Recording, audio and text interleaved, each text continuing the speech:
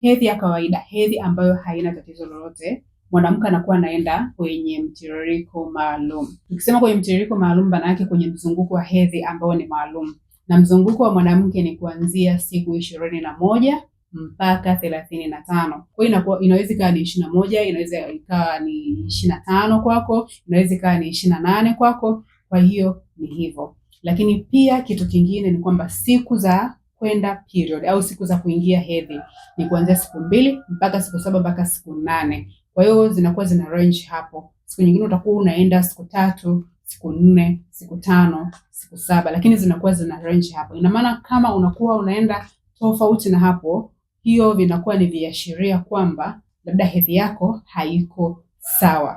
Maumivu wakati wa hedhi. Ni wanawake wengi huwa wanapata maumivu wakati wa hedhi, lakini maumivu ambayo ni ya kawaida, ambayo hayana changamoto yoyote ile, ni yale maumivu ambayo hayakuletei changamoto ambayo inakusababishia kwamba usiweze kufanya shughuli zako za kila siku. Kama utakuwa na maumivu ambayo yanasababisha wewe usiendelee kufanya shughuli zako za kila siku, ujue kabisa hiyo sio kawaida. Unatakiwa kumfuata daktari ili aweze kukusaidia. Harufu ya damu ya hedhi.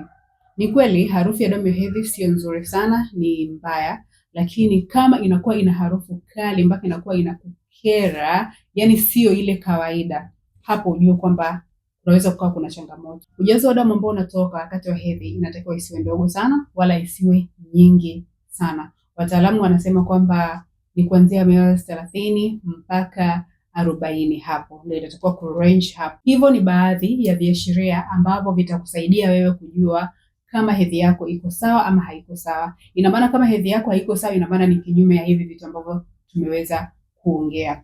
Karibu sana. Kama una changamoto yoyote kuhusiana na hedhi yako, tunaweza tukakusaidia. Kama una swali lolote pia unaweza ukatutafuta. Karibu sana.